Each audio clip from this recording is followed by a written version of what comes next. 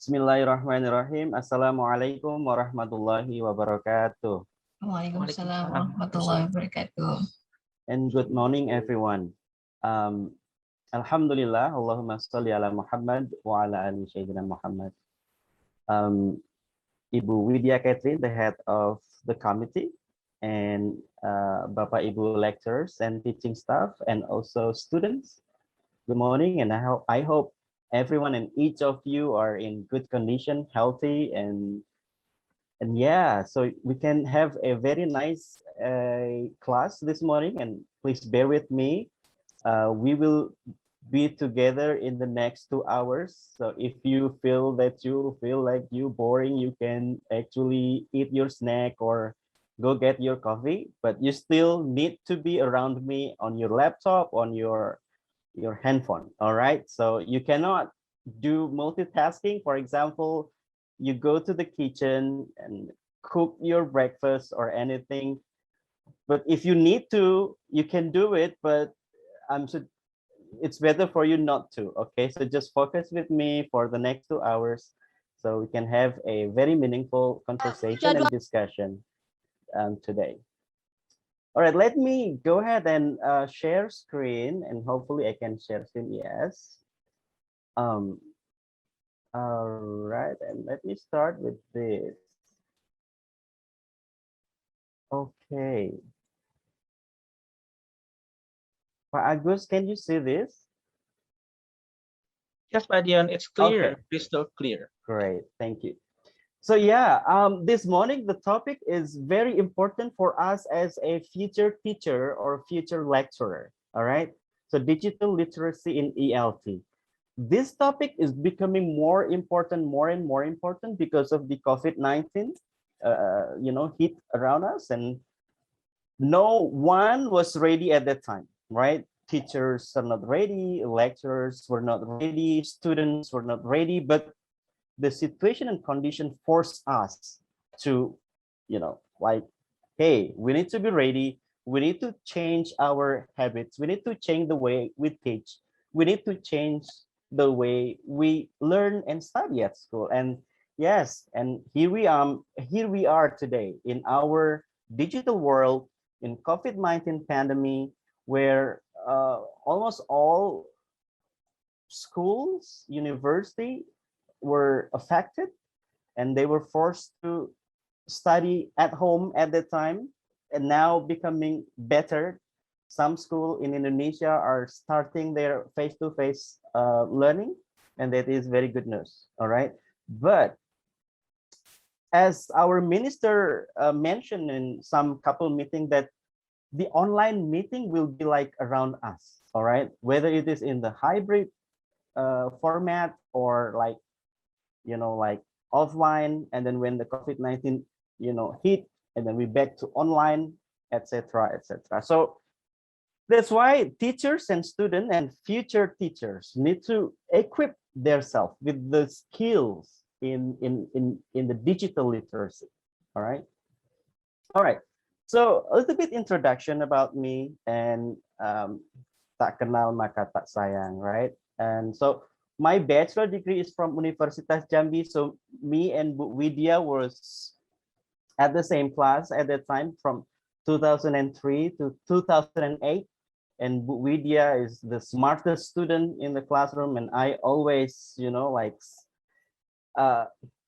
ask her advice because, she's very smart. And she's from Palembang. And as you know, Jambi people, we kind of like afraid of Palembang people because they are more superior than us. Like everything, like food is claimed that it's belong to Palembang, empe-empe belong to Palembang, but actually still questionable because Jambi also has empe-empe, etc. But Ibu Widya has been respected in our cohort. She's very smart. And I did my major magister at Michigan State University, master degree in educational leadership and administration. And I got scholarship from USAID. And for you in the future, if you want to get scholarship, you can, get personal contact with me, inshallah, I can help you. And for my PhD, I got a scholarship from the university. So I work on campus as a staff, as a student staff for 4 years in the same department, educational leadership and administration. And I used to be a teacher, a civil servant teacher. That's why I'm here in 3-in-1 program. So I'm the practitioner. So I just moved.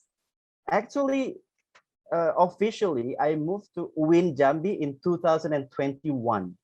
So just 4 months ago. So actually, I'm still fresh as a teacher, high school teacher, and I transferred to UIN Jambi in February. So it just still hot from the oven. And now I'm a lecturer at UIN STS Jambi.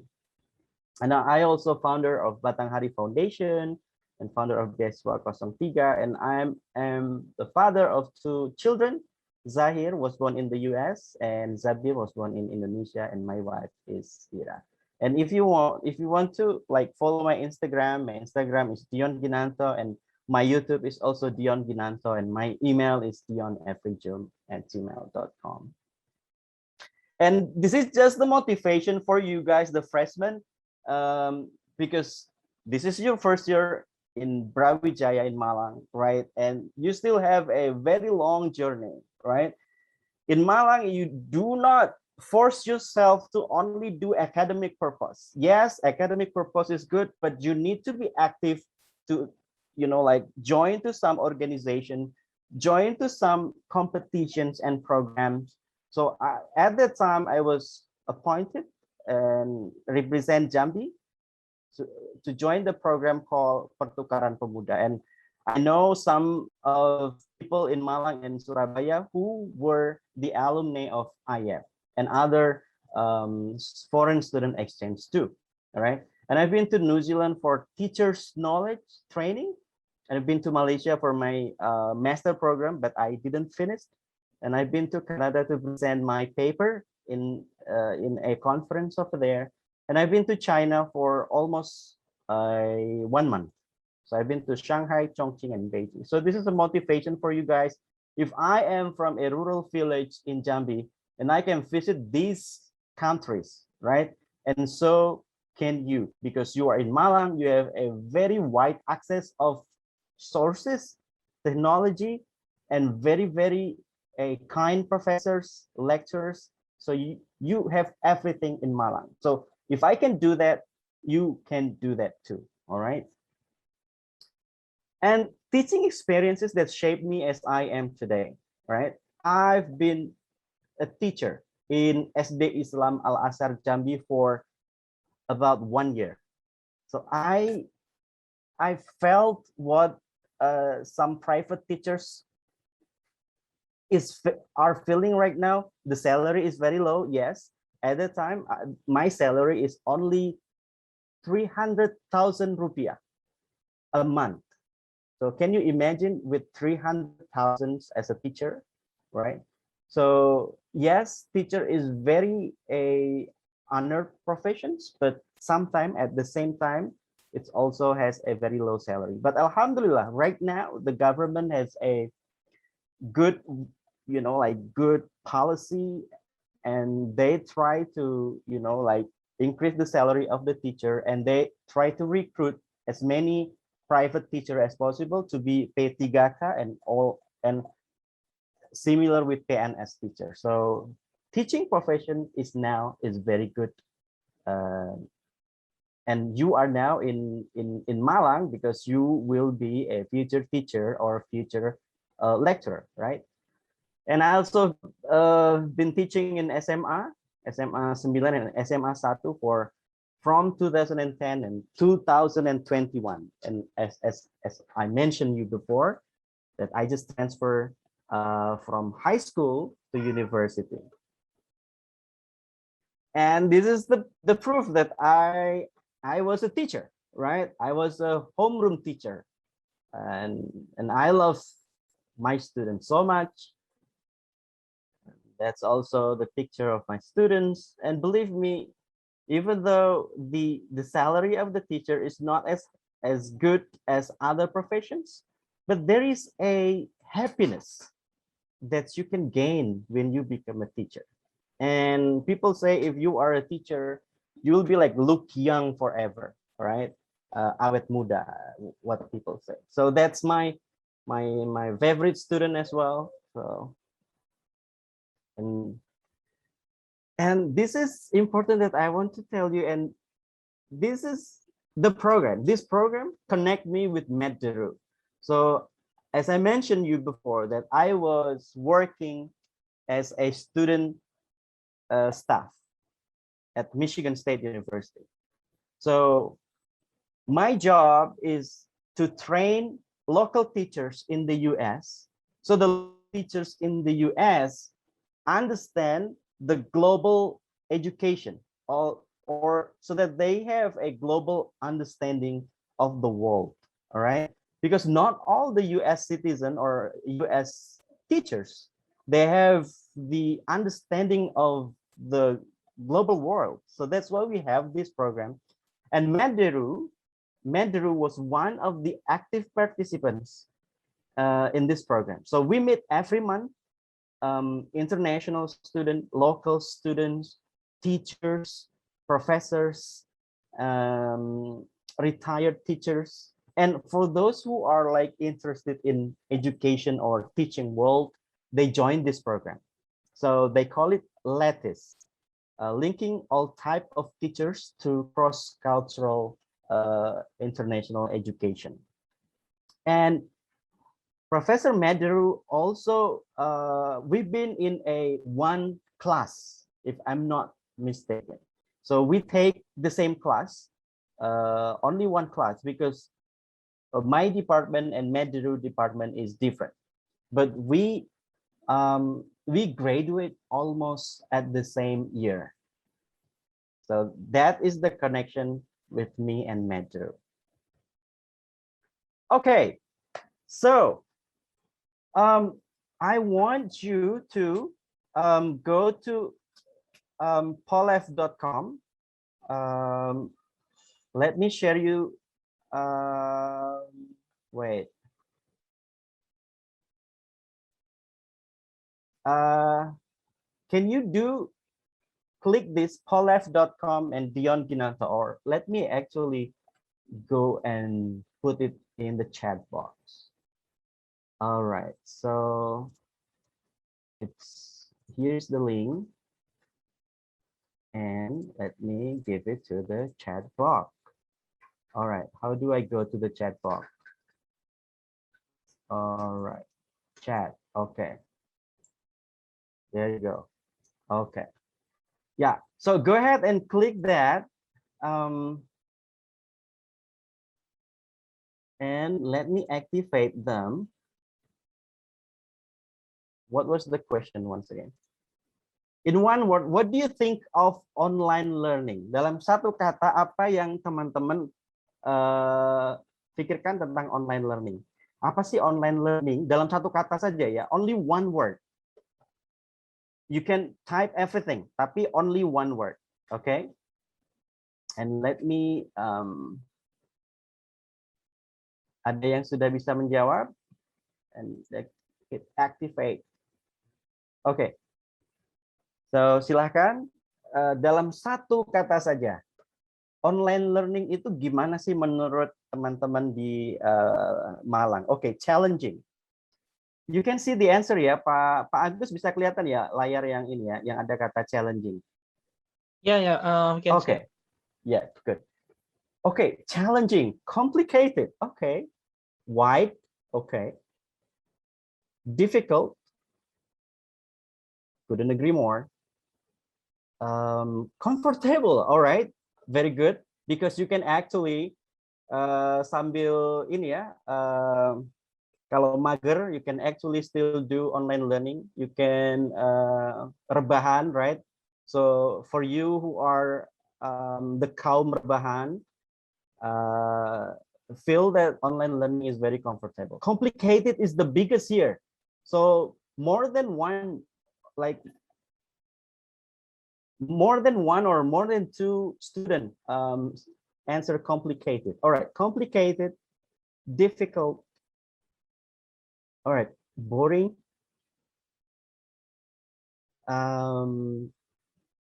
Tired, confusing, weird, understand, challenging, still challenging, hard, challenging, difficult, complicated, boring, hard, digital. All right. Insecure. All right. I got one insecure. All right. I have no idea what insecure means. But if you actually like close your monitor, I think you can avoid the insecure situation. Boring, complicated, digital. All right. All right. Give me one more minute to like get more answer. I think it's already all right. No more moving, no more progress. Okay. So what we get here, complicated, all right, and then boring, and then challenging, and then difficult, and then digital, and then oh, it's moving, it's changing, it's changing. Okay, and convenient, yay! Finally, we got the convenient, the positive here, and also tadi ada comfortable, yeah. Okay, good. All right, let me go ahead and lock this. Can I lock this? No. Okay, let me deactivate this. All right, so no more answer, guys. Ada nggak yang mau sharing kenapa sih jawabannya complicated, kenapa jawabannya challenging, why your answer is complicated, why your answer is boring, why your answer is challenging, why some of you say it's difficult, why also some of you say it is convenient. Ada nggak yang mau? Is there anyone who want to share and volunteer and help us understand what you're saying? Because sometimes we don't understand what you mean by complicated and what you mean by challenging, what you mean by difficult. Ada nggak yang mau? Okay, let me pick Glaria Delvita. Are you student or lecturer? Glaria, ayo. Glaria, what's your answer, Glaria? I answer flexible. Flexible. Oh wow, that's nice. Why your answer is flexible? Because I think that I can, some of the lectures gives us duty and we can explore more. Yes, yes, exactly. Yeah, it's Sorry more for the noises. flexible. No, it's fine. It's fine. It's totally fine. Yeah, I agree, right? Sometimes when your lecturer give you a project, right, assignment and also homework, right, you can have extra time to do that, and you can always explore, and you can have more resources comparing when you do the offline learning. Because when you do offline learning, when you meet with the very like orthodox, if you will, orthodox lecturer, they only use one resources all the time. We still have those kind of teachers and lecturer, right? Especially in high school context, right? There are a lot of teachers who only use one resources all the time, right? And he or she never want to change the resources. So one book for like almost 10 years. Okay, so thank you so much for your answer. All right, one more, satu lagi. Siapa yang ingin memberikan pendapat? Alright, kalau tadi sudah the girl, so we want to hear from the boy. Ada Emmanuel Christian Graham. Hello, Emmanuel. How are you? I'm good, sir. Okay, thank you, Emmanuel. Emmanuel, what was your answer?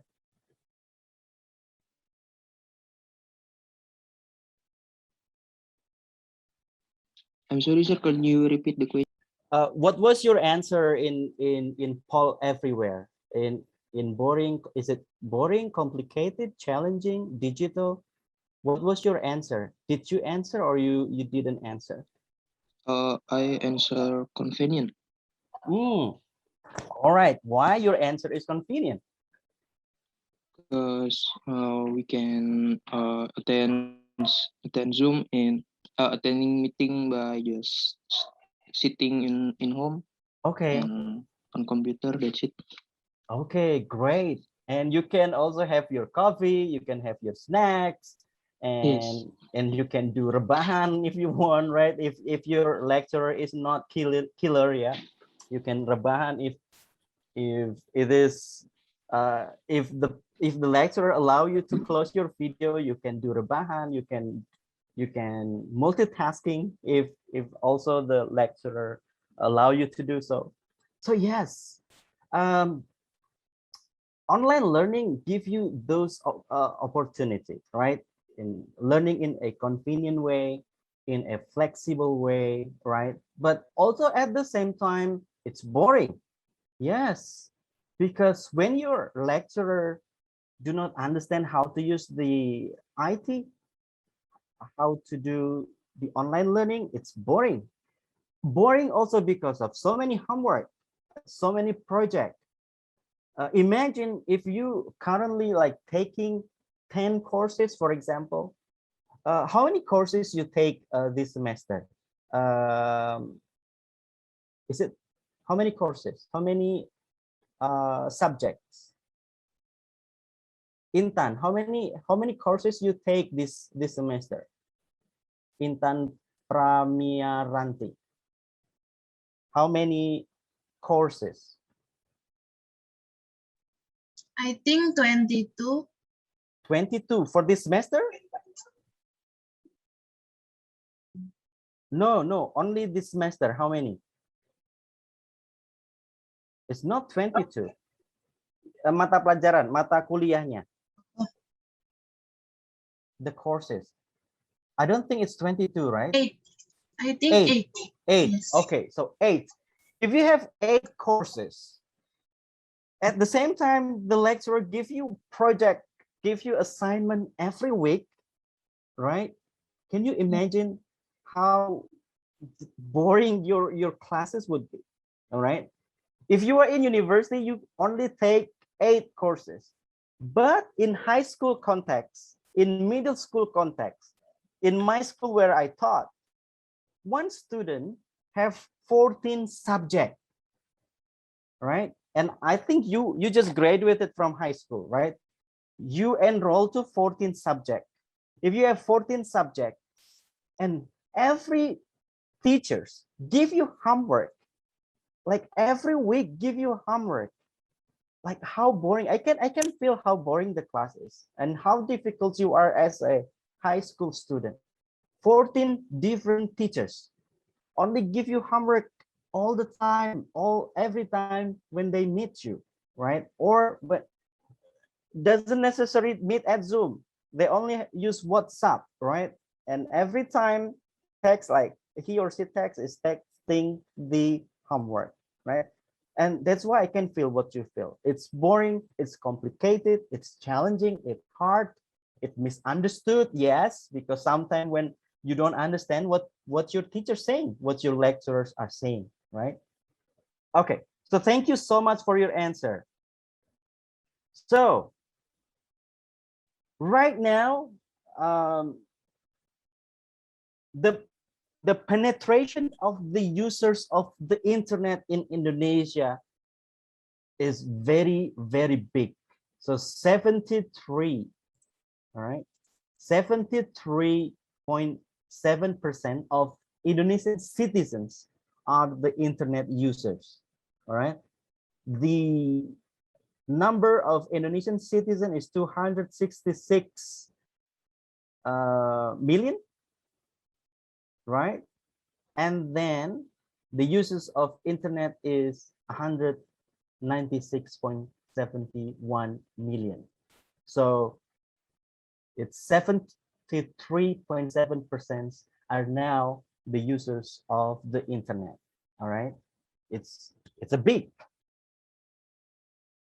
number of the internet users. So this is what we want to tell you.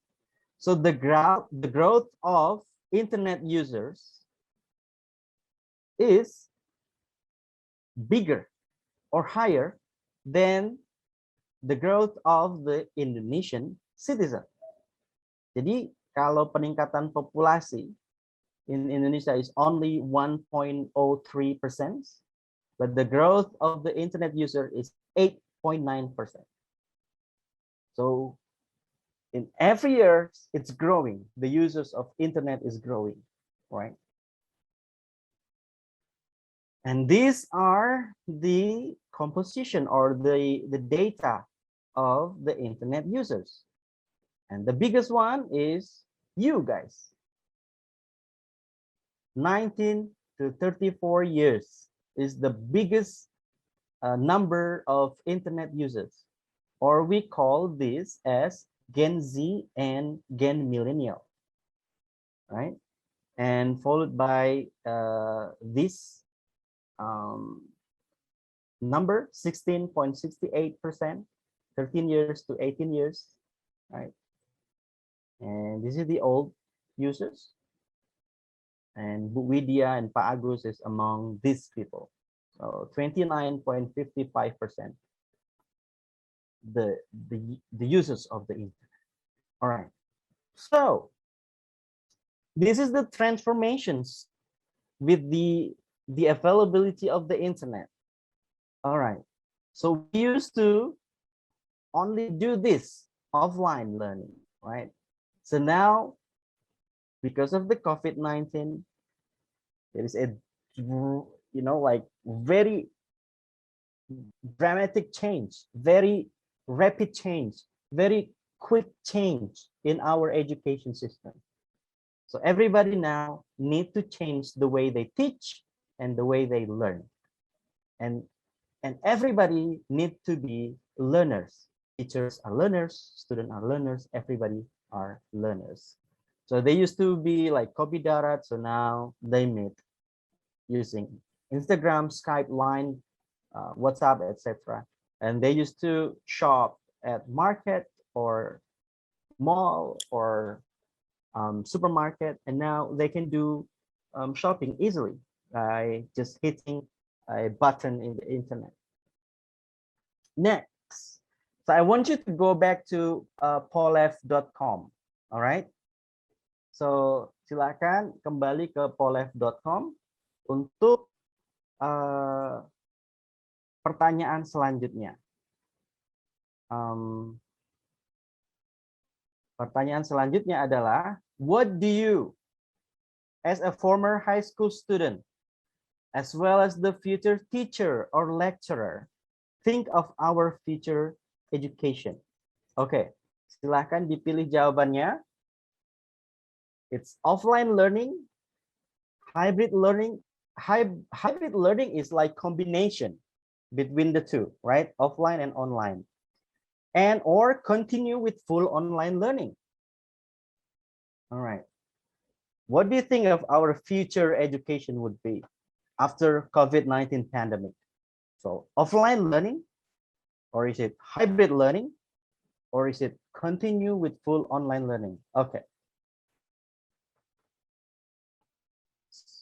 So we have 13% offline learning, 18% hybrid learning, continue with full online learning. We don't know the percentage yet. Wow. 85% of you answer it's going to be hybrid learning. All right. So now increasing 88%. Oh, wow. That's a big number. 90%. That's a more even bigger number. So 90% is hybrid learning, 10% is offline learning. Oh, wow. Okay.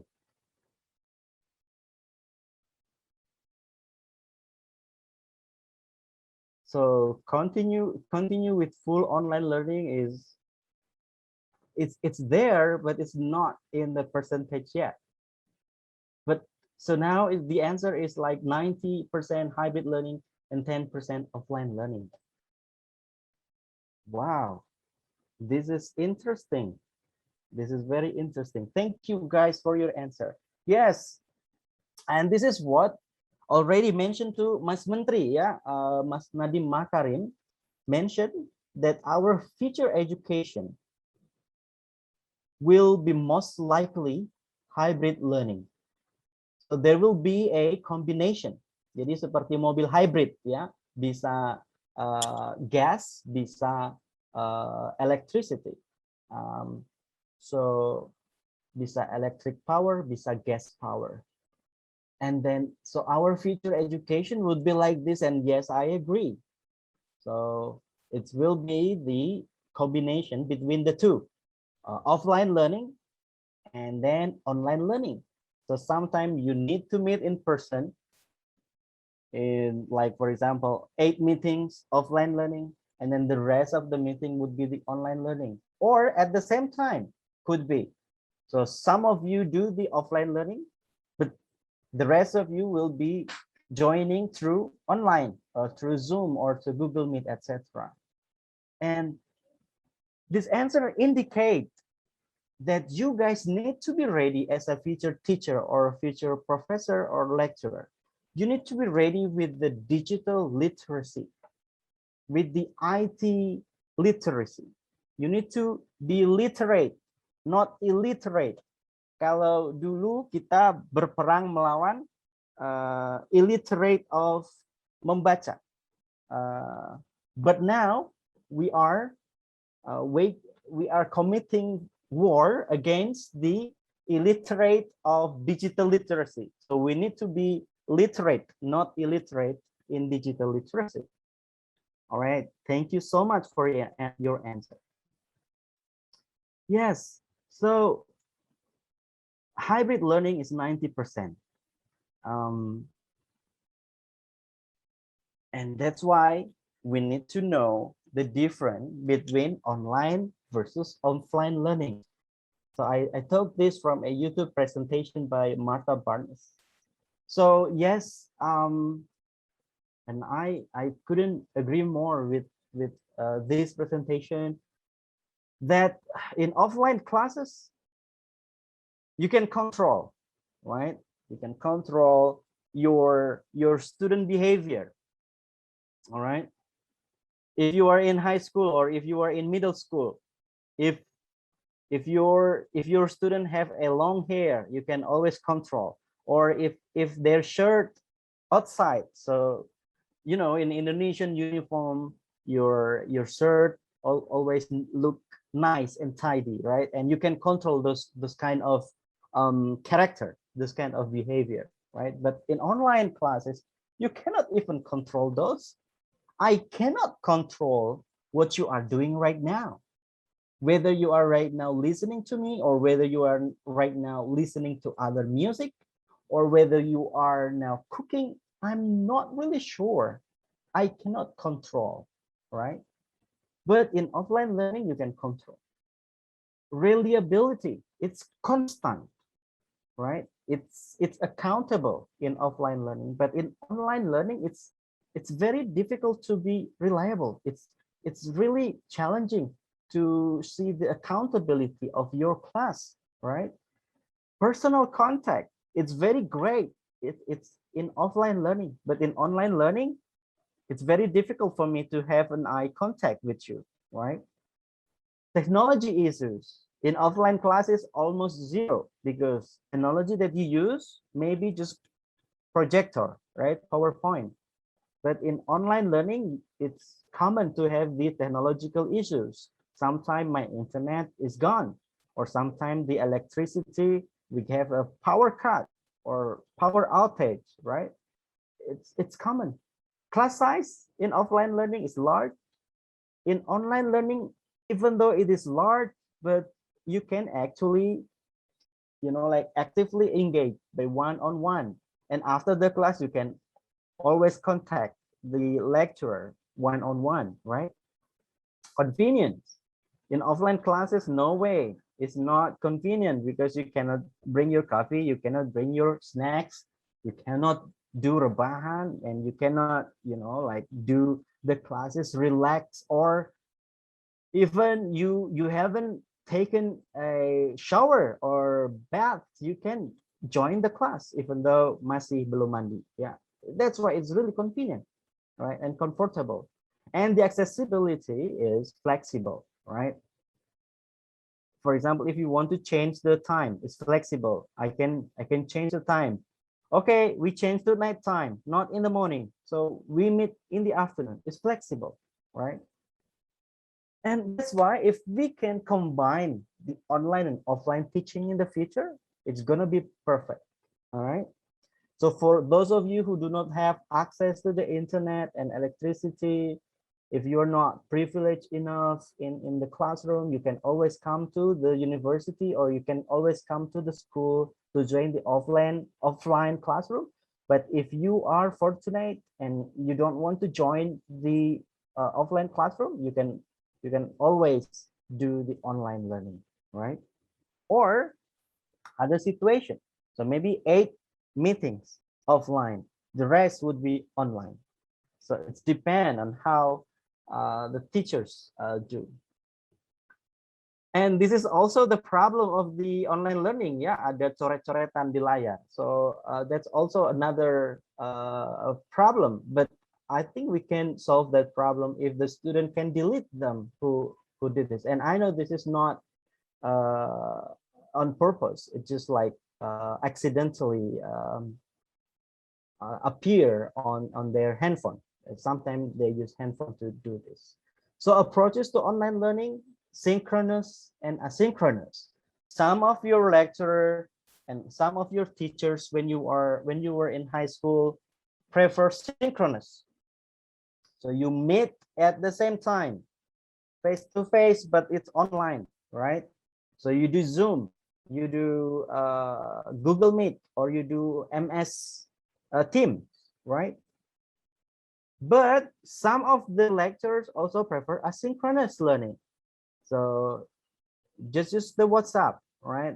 Give a message, text to the students, or email the student and give a thread discussion. So have a questions and the student need to answer and have an online discussion there, but they do not necessarily meet, you know, like at the same time on the screen, right? So that's the meaning of asynchronous learning.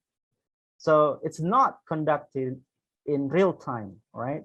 So you can do this like in 3 days or 4 days, on 1 week, etc. So one more POLEF stuff. Okay, one more POLEF stuff. So please go to the link that you hit before. What do you feel are the key digital literacy skill that 21st century teachers need? Apa sih kira-kira skill di digital literacy bagi guru abad 21 itu yang harus dimiliki? Oke, sebentar kita lihat dulu. Oke, so silahkan dijawab. What do you feel are the key digital literacy skills that 21st century teachers need? Dan ini menjawabnya tidak perlu satu kata, boleh dalam 2 kata, boleh dalam 3 kata. Critical thinking, all right, very nice. I like this. I like this phrase, critical thinking. Yes, you need to like engage your student in a critical way so that student ask you a very difficult questions. Conceptual, all right, yes, I agree. So you need to have your student discussion with a conceptual term, with a conceptual thing, right? Ability to access new technology, all right, yes. Productivity, Now the type of the student. Oh yeah, that's important, right? And that is challenging too, right? Productivity. Understand student condition. Okay. Communicative. You need to communicate with your student. Ability to run the technology. IT skill development. Oh wow. Flexibility, right? Creativity. Innovation and creativity. All right. Focus. As a teacher, you need to focus. All right. Collaboration with the student. Yes. And you need to be creative as a teacher. All right. That's awesome. Responsibility. As a teacher, you need to be responsible. All right. Not to only give the homework to the student. I agree. Media. All right. Melek technology. Yes, I agree. The teacher need to melek technology. Digital literacy. Flexibility. Yes. Melek technology. Right. Creativity, flexibility, easy to build relationship with the student. All right. Easy going ya, jangan terlalu killer jadi dosen. Alright, the effort to adapt with the new condition. Oh, mengadaptasi dengan kondisi. Yes. Technology literacy. Communicative, creative. Alright, very good. The answer are very nice. Is very good. Getting rid of outdated thinking. Alright, I like this. Communication. Be a fun teacher. Yay. Creative and innovative. Perfect. Alright. Let me deactivate this and let's do the conversation. Let's do the discussion about this. Alright. Ini saya deactivate dulu karena oh, ternyata masih bisa masuk jawabannya. Oke. Mari kita cari jawaban-jawaban yang how to not get student bored while teaching. Yes. Oke. Nah, ini penting. Mari kita berdiskusi. Oke. How do we log this? So okay, actually I already deactivate. Okay. Oke, sekarang mari kita diskusi tentang ini ya. How to not get the student bored while teaching. Nah, ini dia. Ada nggak yang bisa memberi penjelasan gimana sih caranya? Ada nggak yang mau memberi sumbangsi ide? Gimana sih supaya membuat siswa itu nggak boring, nggak bored? Apa namanya ketika online learning. Ayo, siapa yang bersedia nih memberi bantuan sumbangsi ide. Kita kan sama-sama belajar ya di sini. And I'm also learn from you guys. Ayo, ada yang bisa membantu menjawab? Tadi sudah ada perwakilan girl and then boys. Coba sekarang yang boys dulu, yang bapak-bapaknya dulu. Ada nggak mahasiswa yang dari luar Pulau Jawa nih? Coba yang dari luar Malang deh, yang bisa menjawab. Kalau Mas Faiz Sofil Fikri, ada Mas Faiz? Ada. Oke, Mas Faiz, where are you from? I'm from Kabupaten Malang. Okay, you from Malang, so you are the local student. Okay, Mas Faiz, what do you think? How to not get student bored while teaching? Kira-kira menurut Mas Faiz apa ya yang bisa membuat supaya siswa itu nggak bored gitu, nggak feel boring? I think the teacher need to joke sometimes, so the what is it called? So the student can also laugh a little bit and not to focus on the study. Okay, yes, Mas Faiz, and that is something. Ada yang guru yang memang terlahir mempunyai skill seperti itu ya, Mas Faiz ya. Jadi melihat wajahnya aja kita sudah ketawa gitu. Ada kan guru atau dosen yang seperti itu. Jadi baru muncul aja kita udah kepingin ketawa aja gitu, atau udah kepingin ngikut aja, pokoknya nggak mau keluar deh dari kelasnya gitu, karena dari lihat wajahnya aja udah menarik gitu. Yes, sometimes the teachers need to joke, need to have a funny stories sometime, right? Not to always serious in delivering their material. I agree. Thank you so much, Mas Faiz. Oke, coba kita cari lagi yang lain. Ini yang sering muncul ini Mbak Siti Khalifatul Mufidah. Oke, Mbak Siti, where are you from, Mbak Siti? Hello, I'm Hello. from Tuban. Where are you from? Tuban. Tuban. Tuban is Jawa Timur ya? Yes. Oke, jadi not relatively far from Malang ya. Oke, Mbak Siti, what do you think of how you as a future teacher? Mbak Siti kan besok akan jadi guru atau jadi dosen. Gimana sih supaya membuat student itu nggak boring, nggak bosan ketika belajar? Giving games that foundation. Giving Games that foundation. games, yes, very nice. And actually, for the next session untuk anak semester 5 dan 7 saya share best practice saya mengajar menggunakan game. Tetapi di sini saya hanya sedikit saja nanti di akhir ada, tapi tidak banyak yang saya berikan. Yes, especially when you teach English, right? Ada banyak game yang bisa dilakukan ketika you teach online learning, right? Whether or not you are technology savvy, if you're not tech savvy, you can still do the game using the media in front of you. Tidak melulu harus menggunakan teknologi, ya kan? Dengan media-media yang ada, dengan media-media kertas, itu tetap bisa digunakan sebagai media untuk melakukan game online, sebagaimana you conducted game while you are in the conventional classroom, right? Yes, ada menggunakan game, ada menggunakan joke. Wah, ini keren-keren nih mahasiswa Malang ini. Karena sudah sering makan apel ya, jadi cerdas-cerdas ini. Mahasiswa dari Malang. Oke, ada lagi deh yang menarik tadi. Ini semua menarik ya, tetapi ada yang perlu kita diskusikan lagi supaya kita menambah wawasan kita, ya kan?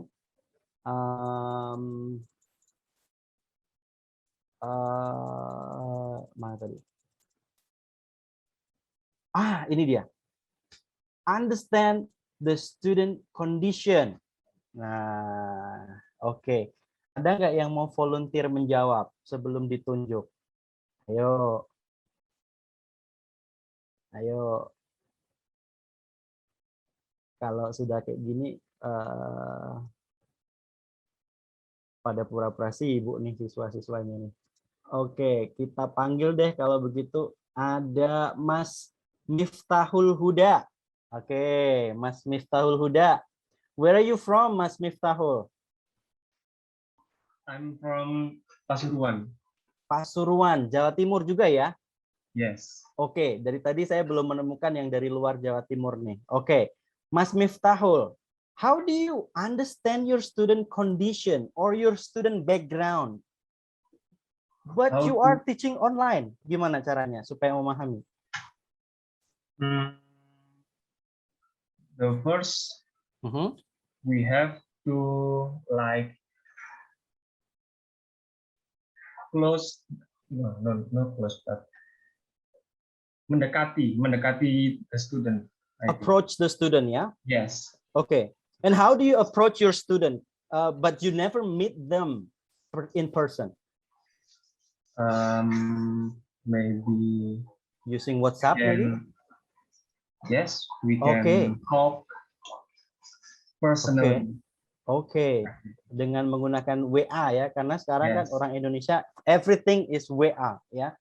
Oke, yes. So maybe I agree with Pak Miftahul, Mas Miftah ya. Kita mungkin sebelum kelas kalau nanti kita menjadi guru kan ntar lagi nih PPL nih teman-teman. Semester berapa ya PPL? Semester 6 ya? 6 atau 5 atau 7 PPL. Jadi mungkin kalau misalnya nanti masih online atau hybrid learning, dan kita dipaksa untuk tidak bisa bertemu in person, you can also understand or approach your student using online platform. For example, WA, ya kan? Oke, now sekarang siswa-siswi kita banyak menggunakan Instagram, right? You can follow each other. Jadi siswanya bisa follow teachernya, teachernya kemudian follow back gitu ya, follow back atau pakai Twitter atau pakai Facebook. And that is also the way to connect or to approach the student. Also bisa juga menggunakan media Google Drive atau Google Form ya, misalnya diberikan form tentang identitas. Jadi nanti siswa-siswinya suruh mengisi nama, kemudian tanggal lahir dan segala macam, sehingga kita tahu bahwa oh ternyata siswa ini berasal dari keluarga yang kurang mampu, sehingga tidak bisa untuk selalu Zoom. Nah, itu yang saya praktekkan when I was in high school. Ketika saya ngajar di SMA, saya tidak paksakan untuk setiap minggu Zoom. Alright, tetapi saya harus dalam 1 bulan itu at least sekali ada Zoom. Sisanya karena ya siswa, my student are not from a wealthy family, all of them. Alright, there are some of them are from the low performing family, like low socio-economic status family, and they are having difficulty to buy the internet data. And they also having difficulty to get the access of the handphone, and they don't have the handphone. How can we do Zoom every time, right? Or if they have the handphone, they don't have the connectivity, the connection to the internet. So those kind of stuff, teachers should also understand, right? So yes, I agree. Tadi di sini ada flexibility, ya. Teacher tidak seharusnya memaksa selalu Zoom all the time, right? Karena not all students have the access to the internet or even the electricity. Bahkan ada beberapa siswa saya itu jangankan sinyal, listrik aja dia nggak ada di rumah, begitu ya. So that is unfortunate that we still have those kind of situation in our country. Oke, satu lagi deh, gimana cara kita mengetahui kondisi situasi siswa kita? Mungkin siswa background-nya begitu ya, atau apakah dia itu siswa yang aktif atau siswa yang pasif, ataukah dia itu siswa yang dia lebih suka video daripada penjelasan, dia lebih suka membaca atau dia lebih suka gambar begitu ya. How do you understand your student condition? Satu lagi deh, ada Mbak Adelia Apriliani Putri. Halo Mbak Adel. Where are you from, Mbak Adelia? I'm from Kediri. Oke, Kediri is also East Java ya, masih di Jawa Timur ya. Oke, go ahead Mbak. How do you understand your student condition kalau nanti jadi guru PPL? Okay, we have to be close to the student. Okay. We ask them, what's your hobby? Maybe the informal stuff ya. Yes, maybe every student is different. Like siswa yang satu suka belajar melalui video or song or maybe game and that, and so we understand the condition, students' condition. Yeah. Very good. Yes, karena kita mempunyai beberapa kecerdasan ya.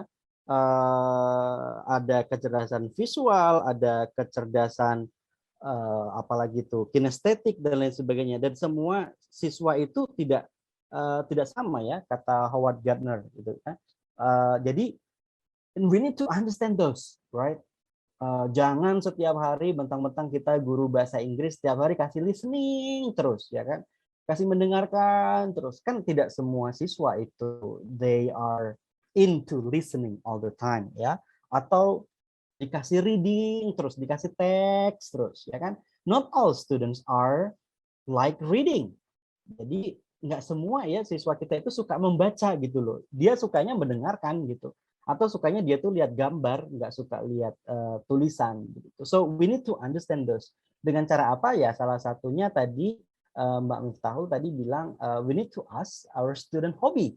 Jadi pertanyaan-pertanyaan yang nggak formal, tapi dari pertanyaan-pertanyaan yang nggak formal itu we can understand their background, we can understand their kecerdasan, right?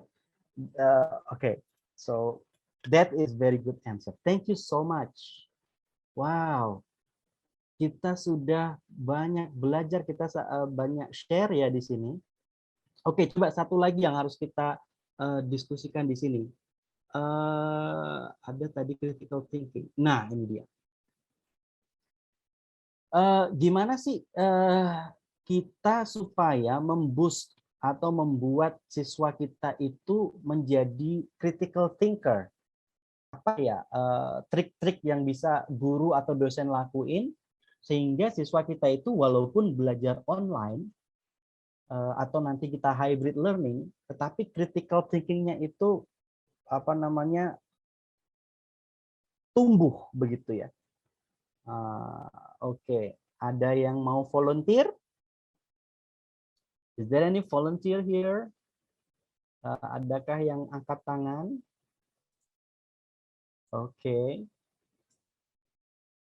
Oke, kalau tidak ada, I will call your name. Mbak Kartika Prameswara. Belum ya Mbak Kartika ya. Mbak Kartika nih, oke. Where you from, Mbak Kartika? I'm from Surabaya. Okay, so you from the capital city of East Java.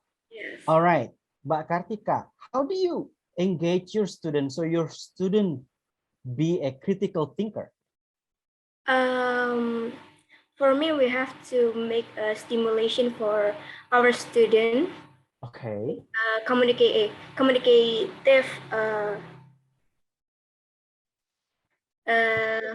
Approach. pembelajarannya komunikatif maksud saya. Okay. Ya, dengan so, with the communicative kita bisa mendorong siswa untuk menjelaskan sesuatu. Very good. So as a teacher, so we need to be a communicative ya, dengan cara memberikan ya menstimulasi ya, memberikan stimulus kepada our student. Like for example, give a questions to our students or anything ya, or you may give picture to the student, you may give a stimuli, any kind of stimulus or stimuli, right? The stimulus would be the video, the stimulus would be questions, the image, the picture, the word, all right, sentences, right? Jadi sehingga dengan adanya stimulus tersebut, siswa kita menjadi kritis. Kemudian muncullah nanti siswa-siswi kita yang banyak bertanya, ya, dengan pertanyaan-pertanyaan yang very difficult to answer. Ya, ada pertanyaan-pertanyaan yang beyond imagination. Questions that is out of the box, right? Dari luar kotak. Jadi, those kind of skills we need to have those quality as a future teacher. Jadi kita bisa membuat siswa-siswi kita, mahasiswa-mahasiswa kita itu menjadi critical thinkers. Alright, very nice. Thank you so much. Okay. Nah, sekarang kita masuk how do we learn. Jadi ada banyak para ahli, banyak para teori mulai dari John Dewey, right? John Dewey itu teorinya bahwa kita belajar itu harus menggunakan dengan sosial. Ada not only individual tapi dengan sosial. Kemudian ada Piaget ya. Kemudian ada Vygotsky. Kemudian ada Howard Gardner, right? Nah, sekarang kita masuk kepada learning sciences. Jadi tahapan-tahapan tadi yang sudah dikembangkan teorinya, mulai dari John Dewey, kemudian John Piaget, kemudian Vygotsky, kemudian ada Howard Gardner. Nah, sekarang kita masuk kepada learning sciences. learning sciences ini bukan berarti kita learning ilmu pengetahuan alam, bukan ya. Tapi learning sciences ini adalah istilah yang kita gunakan sekarang untuk pembelajaran kita. So 6 concepts from the learning sciences. Dan ini bisa digunakan baik itu dalam offline atau online learning. Dan all teachers need to understand this, right? Jadi learning happens against the backdrop of existing knowledge. Jadi kita bisa belajar sesuatu itu karena dari pengembangan dari existing knowledge yang sudah ada pada kita, ya kan? So we already have the background information of everything, right? Based on our experience, right? And then what we can do is to connect those kind of experiences to the subject or to the course that we teach, right? Jadi to connect the dots, the missing dots, we need to connect them. Try to create the connection with the missing dots, all right? And we also constructing one's own knowledge is central to deeper understanding, more generalizable knowledge, and greater motivation. Jadi di teori konstruktivisme dari John Piaget ini, ya kita mengkonstruk dari knowledge yang dipunyai oleh seseorang tadi. Misalnya Mbak Kartika udah punya knowledge tentang culture, ya, culture Jawa misalnya. And now karena kita belajar bahasa Inggris called cultural understanding, dari knowledge yang dimiliki Mbak Kartika tentang budaya Jawa itu, now we try to connect, try to find the similarity and the difference, try to compare and contrast the culture of Java and the culture of England, or on the United States of America, or culture of Australian people, begitu ya. Jadi dikonstruk dari budaya, dari knowledge yang sudah ada, kemudian dikembangkan lagi. Alright, so lebih gampang dengan membawa existing knowledge itu yang sudah dimiliki, kemudian dibawa kepada the new knowledge that the teacher want to convey. Nah, ini teori dari Vygotsky. Vygotsky bilang bahwa belajar itu seorang itu hanya bisa naik ke atas, bisa naik ke tangga di atasnya itu dengan cara scaffold, ya. Jadi dia nggak bisa naik tangga itu sendirian begitu. Jadi harus ada yang menolong untuk dia bisa naik ke tangga berikutnya. Itu adalah zone proximate development, ZPD-nya Vygotsky. Dengan cara apa? Dengan cara yang approach atau metodologi atau media yang kita gunakan sehingga seorang siswa tersebut itu bisa naik ke level berikutnya dengan bantuan misalnya dengan cara kita adakan diskusi dengan sesama teman. So the discussion is also scaffolding. Jadi adanya diskusi itu seseorang bisa memahami atas bantuan dari pengetahuan dari teman-temannya dari akibat diskusi tadi. Atau ketika kita online learning, kita menggunakan diskusinya menggunakan Polef tadi, Poll Everywhere, dengan media Poll Everywhere, Polef. Seorang bisa mengetahui pendapat orang lain dengan membaca jawaban-jawaban dari Poll Everywhere, dan itu adalah teori scaffolding. Atau dengan cara guru menggunakan game, seperti Mbak bilang tadi, ada yang bilang bahwa kita menggunakan games. Adanya games in English tersebut bisa men-scaffold, bisa menarik teman kita yang di bawah itu untuk bisa ke level selanjutnya dengan bantuan perantara game. Itu menurut Vygotsky. Vygotsky juga mengatakan bahwa belajar itu harus ada externalization, harus ada articulation that enhance learning. Jadi theory of learning in social interaction that gets internalized. Jadi apa-apa yang dipelajari dari social interaction itu kemudian diinternalisasi, dipahami oleh seseorang tersebut. Dan seorang guru harus bisa ini menciptakan suasana sehingga siswa they can externalize and articulate what they learning during the classroom. Also, you need to have the reflection. You need to have metacognition. Ini penting ya, teman-teman semuanya. When you teach, at the end of the classroom, you need to do reflection. what you did right and what you need to enhance, what you need to improve in next week. Kita juga bisa merefleksi siswa kita, misalnya what we did good, what we did which is okay, what we did which is like what we can improve in the future. Misalnya hari ini ketika siswa diberikan kesempatan untuk menjawab dan selalu bisa menjawab, and that is good, right? Maybe for the future reflection, when the teacher asks you to answer, you need to have the volunteer, misalnya tidak perlu ditunjuk namanya. So that is the reflection. Jadi misalnya kalau misalnya ada kesempatan, a time for discussion, when your teacher or when your lecturer asking questions, you don't need to wait until your name being called and you just like volunteer yourself, like answer, alright? Jadi harus berani untuk volunteer, dan itu adalah part of refleksi misalnya. Concrete to abstract. Nah, tadi ada yang menjawab konseptualisasi. Nah, ini juga ya. Ini mirip dengan jawaban dari teman-teman tadi yang menjawab harus ada conceptual thinking.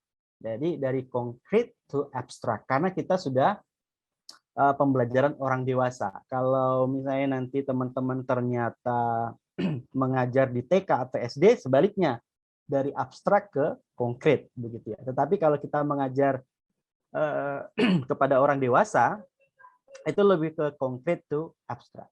Nah, jadi begitu ya. Jadi ini teori dari Piaget. Piaget's theory of cognitive development. Ada visual representation can support this progression. Jadi kita bisa membantu siswa kita, misalnya kita belajar online, itu harus ada visual representation. Jangan slide-nya itu tulisan aja semua ya. Sekali-sekali ada gambarnya di situ. Karena dengan ada gambar itu bisa membantu siswa-siswa kita untuk memahami apa yang kita ajarkan. Nah, excuse me, dari yang tadi itu, right?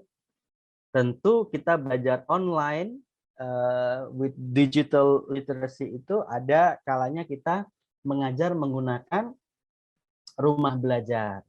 Jadi rumah belajar atau kelas maya ini adalah platform LMS, Learning Management System, yang dibangun oleh Kementerian Pendidikan dan Kebudayaan, Kemendikbud-Ristekdikti ya namanya sekarang, bahwa ada para guru itu bisa menggunakan ini untuk mengajar di kelas. Jadi tinggal membuat akun, daftar di sini ya, kemudian kita bisa memberikan akses kepada siswa-siswi kita untuk belajar online.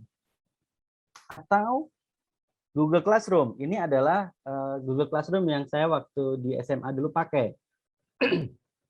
Jadi saya mengajar kelas 11 IPA 1, 11 IPA 4, 11 IPA 5, 11 IPA 3, 11 IPA 2, dan 11 IPA 1. Saya mengajar 1, 2, 3, 4, 5, 6. 6 classes. I teach 6 classes. Dan Google Classroom ini relatif mudah dan ringan untuk, walaupun ada siswa yang di rural areas, ada di pedalaman, mereka masih bisa mengakses Google Classroom dengan baik karena tidak terlalu berat dan ini user friendly. Makanya di SMA kami itu lebih memilih Google Classroom dibanding platform-platform yang lain, right?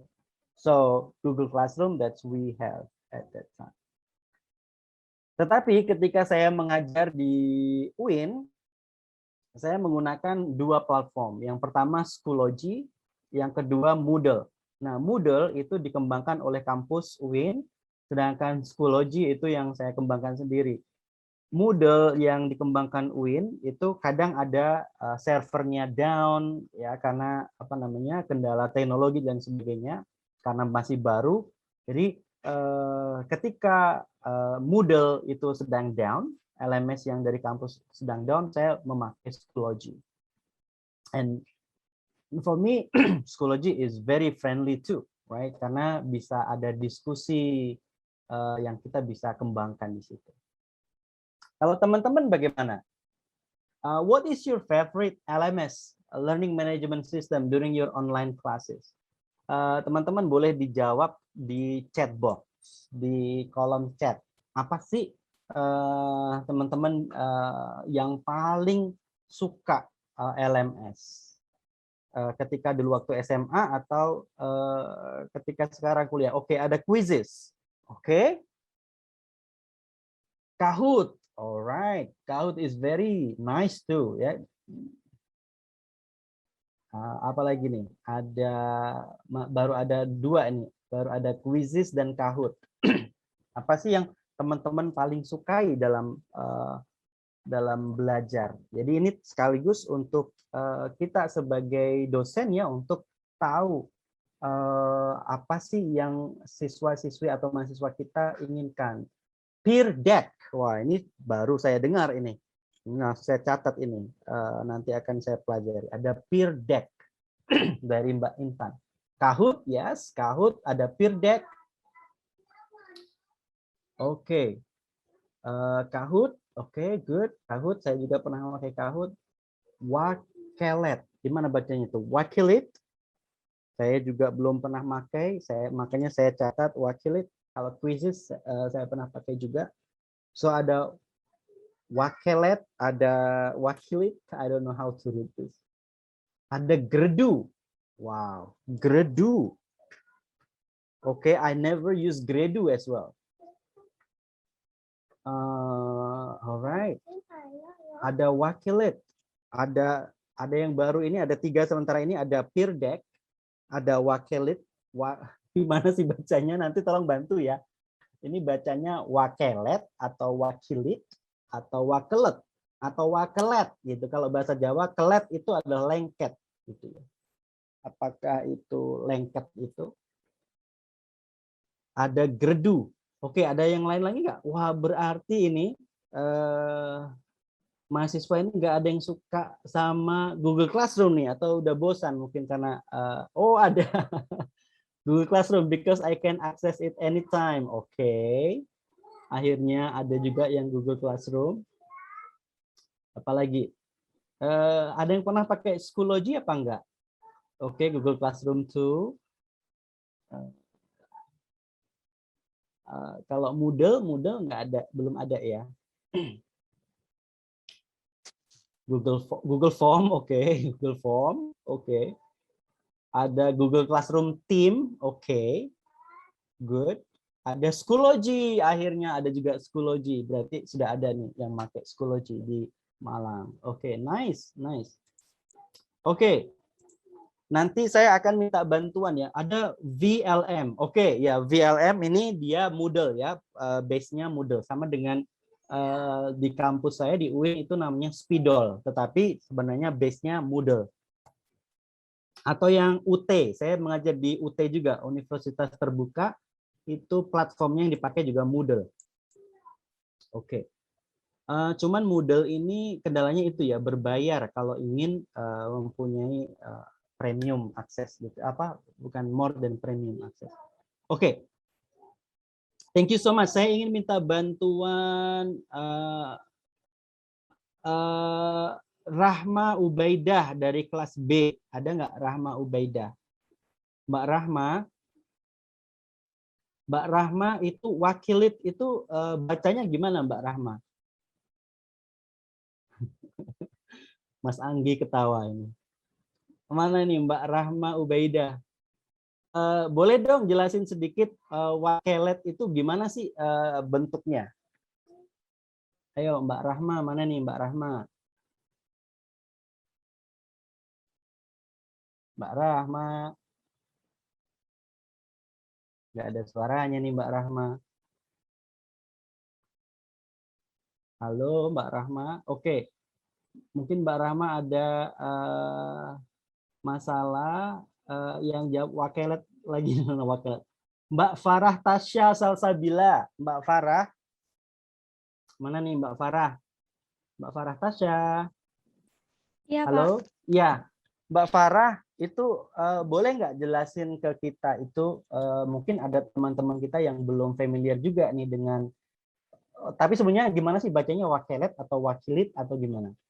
Terus saya kurang tahu, tapi kayaknya Wakelet gitu. Oh, Wakelet. Oke, Wakelet. Oh, itu gimana? Apakah itu platform berbayar atau gratis atau dia itu seperti Google Classroom atau gimana sih, Mbak Farah? Ya, Pak. Jadi itu platformnya gratis. Kita ada di kayak web gitu. Di sana kita bisa kayak ngutarakan pendapat kita gitu. Jadi kayak ada apa namanya chat box banyak gitu. Kita bisa lihat punya teman kita juga. Seperti Kahoot juga ya? Mirip seperti Kahoot juga berarti? Iya, kurang lebih seperti itu. Tapi kan kalau Kahoot itu berdasarkan polling kalau nggak salah ya. Betul, betul. Tapi kalau Wakelet ini enggak ya? Dia bukan jadi dia lebih kepada diskusi, tetapi kita bisa melihat hasil teman kita begitu ya, Mbak Farah ya? Ya, seperti itu, Pak. Oke, nanti saya langsung cek deh. Saya nanti bisa juga praktekkan di kampus. Thank you ya Mbak Farah atas informasinya. Ya Pak, sama-sama. Oke, ada lagi nih, Gredu, Mas Dimas, mana Mas Dimas? Ayo, Mas Dimas. Hello, sir.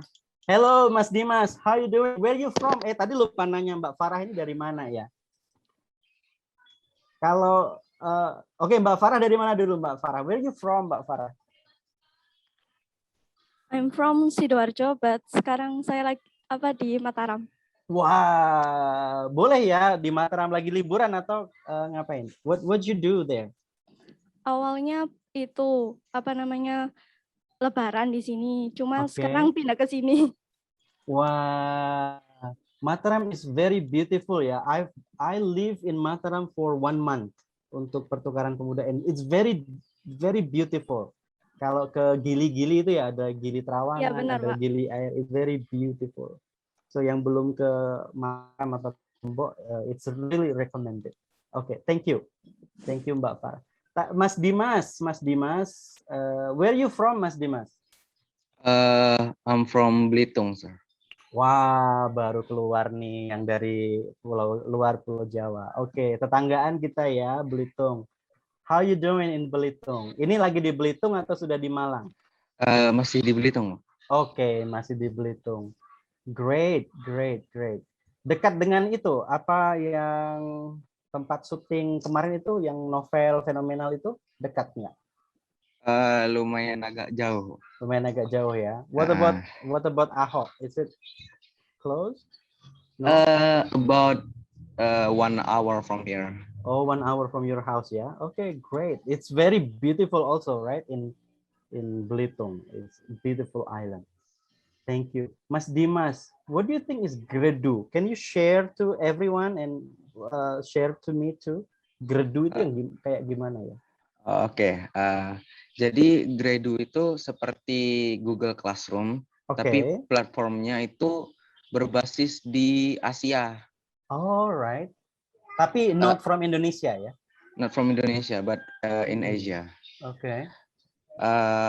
Habis itu penggunanya bisa akses dengan berbagai platform, misalnya dari komputer atau dari handphone, dan dia menggunakan email yang berbeda, Pak.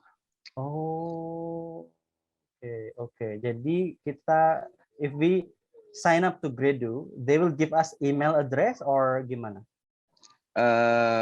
We will register new Gmail. New email. Oh, no, yes, Gmail. Email. Okay, good. Gredu. Is it free or it's free, sir? It's free. Okay, great. All right. We like free, yeah, because our student, our campus or our school in the future, they don't have the budget for this untuk pay LMS, etc. Okay, good. Thank you, Mas Dimas. Kemudian ada lagi tadi yang kita tidak begitu familiar itu peer deck ya. Peer deck ada Mbak Anissa Aryani. Coba deh. Mbak Anissa Aryani. Oh, ya. Ada di sini. Ya. Yeah. Hai Mbak Anissa, where you from? I'm from Malang. Maaf nggak bisa on cam soalnya sinyalnya agak buruk kalau pakai kamera. It's okay. It's no problem. Mbak Nisa, peer deck itu yang gimana sih? help us?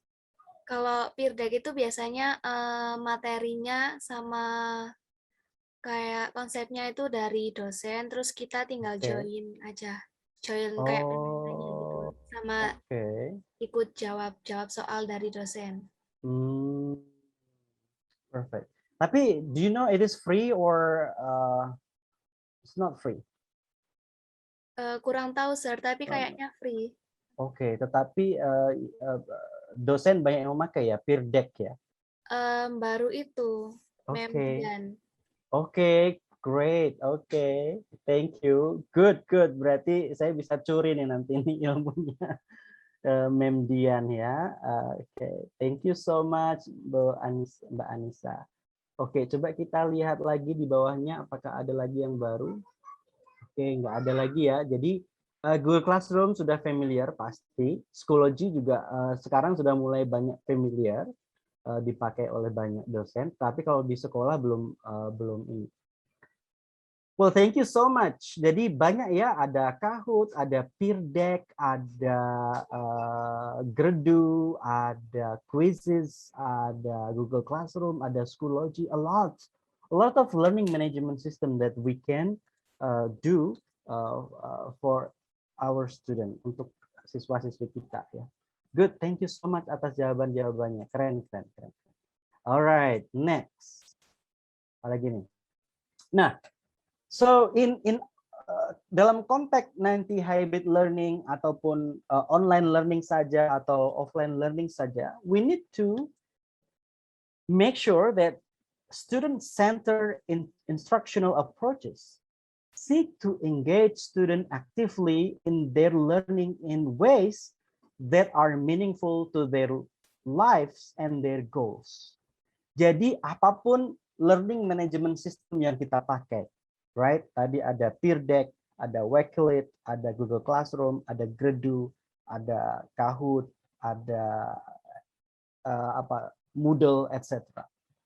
The key is yang paling penting adalah bahwa we need to engage our student actively and that are meaningful to their lives and their goals.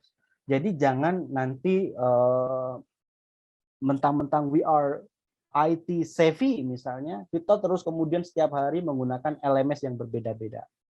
Maksudnya minggu ini kita pakai Kahoot, minggu depan pakai Peer Deck, minggu depan pakai Wakelet dan sebagainya, malah justru membuat siswa bingung. Tetapi fokus aja pada satu platform ataupun nanti kalau memang perlu atau dua, tapi yang tidak membuat siswa bingung. Dan key point-nya adalah dengan LMS tersebut, dengan learning management system tersebut, we can engage our student actively, creatively, right? Critical thinking to our student, sehingga dalam pembelajaran itu benar-benar meaningful, begitu ya. Ada kesan, ada ketika dia setelah selesai belajar itu ada yang dia pahami, begitu ya. Nah, terserah nanti teman-teman nanti mau ketika PPL atau ketika nanti jadi guru, or when you become a lecturer, right, in the future, it is free for you to choose which platform that you are going to use. Atau nanti terserah di kampus atau terserah di sekolah mereka pakai platform apa, kita tinggal menyesuaikan. Tetapi dengan platform tadi kita menggunakan cara yang meaningful, sehingga ada di situ interaksi, ada di situ ada participation, ada engagement dengan student kita. Nah, salah satu cara pembelajaran ada flip classroom. Nah, ini juga sering ya sudah digunakan. Flip classroom, mungkin dosen-dosen di Malang sudah menggunakan. Jadi flip classroom ini kebalikannya pada kelas konvensional. In conventional class, kita materi dulu, we present the materials, right? And then after the class, we give homework to our students. Tapi kalau flip classroom itu di-flip, dibalik, ya. So while you are in the classroom, you are engaging with the student, you have the discussion, you have the conversations, but the materials, the presentations, the slide, the resources, etc., you give it to the student in advance. Jadi di rumah siswa-siswi kita itu nonton video kita, atau membaca resources, atau membaca slides. Kemudian ketika di kelas baru mereka mengerjakan PR, baru mereka mengerjakan tugas-tugasnya itu di kelas. Not seperti yang biasanya kita memberikan materi, kemudian diberikan project atau PR. So that's flipped classroom. And this is very doable, sangat bisa dikerjakan ketika online classroom. Ini yang seperti saya praktekkan di kelas saya in UIN, ya. Tapi kalau di SMA saya juga flip juga, tapi bukan Schoology, tapi menggunakan Google Classroom. Jadi for example like this. Jadi I give them the video, right? I give them 2 videos, right? The videos and also resources, they read it at home, right? So at home, they need to watch the video and read the resources, and maybe I give the slides, but in this regard I didn't give them slides. All right. Jadi materi-materi ini mereka pelajari di rumah, and then in the classroom they do the online discussion. Ya, mereka berdiskusi online atau berdiskusi secara langsung in Zoom atau lain sebagainya. So that the flipped classroom. Nah, ya misalnya seperti ini, kita bisa memberikan materi. Ini adalah salah satu materi so I create blog, okay, Blogspot, because Blogspot is very friendly users, bisa dipakai, bisa gratis, dan ini gampang sekali memakainya. Jadi materi-materi bahasa Inggris, I put them in my Blogspot, alright, and I send I give the link to the student and they need to read the materials, right? And then have a discussion. Nah, seperti ini. Jadi saya memberikan resources di dionginanto.blogspot.com. Ada Putri Tangguh, ada The Legend of Jambi Kingdom, ada Putri Cermin Cino, ada The Legend of Jambi. Jadi ini adalah materinya adalah narrative text, right? Narrative text. Kemudian I gave them, tentu naratif teksnya harus disesuaikan dengan konteks kedaerahan, because my school is in Jambi, right? Jadi naratif teksnya itu adalah teks cerita dari Jambi. Ada Putri Tangguh, itu adalah cerita dari Jambi. The Legend of Jambi Kingdom, of course, dari Jambi. Putri Cermin Cino is also from Jambi. The Legend of Jambi, etc.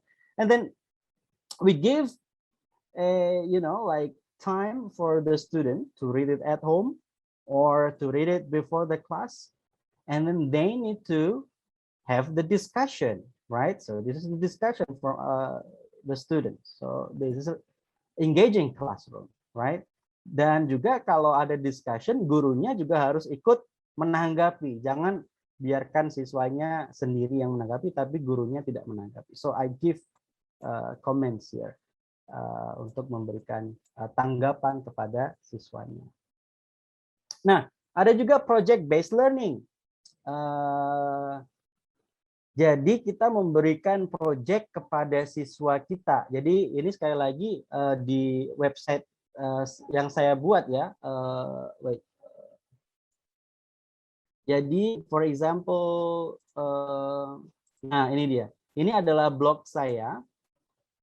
Nah, ketika saya keluar di Tip and Teach, itu banyak materi-materi pembelajaran di sini. Dan materinya, nah ini dia, Project for English Mina. Ada juga yang lain. Jadi intinya ketika kita memberi project, ketika kita memberi tugas kepada siswa kita, itu harus diberikan waktu yang cukup panjang. That is my way, ya. Saya memberikan waktu yang sangat panjang kepada siswa-siswi saya untuk menjawab pertanyaan itu. Dan siswa diberikan kesempatan untuk apakah dia mau mengerjakannya secara kelompok atau mengerjakannya secara sendiri, ya. Dan mengerjakannya itu sesuai dengan ini mereka. Misalnya menjawabnya itu dengan cara membuat video TikTok, ya kan? Kemudian membuat YouTube konten, ya. Kemudian membuat cerita baru lagi gitu ya. So ketika kita memberikan tugas, kita tentu secara tidak langsung kita measure ada listening secara tidak langsung ya, ada speaking di situ, ada grammar di situ, ada writing di situ, ada reading di situ. Tetapi yang penting adalah bahwa, nah ini dia,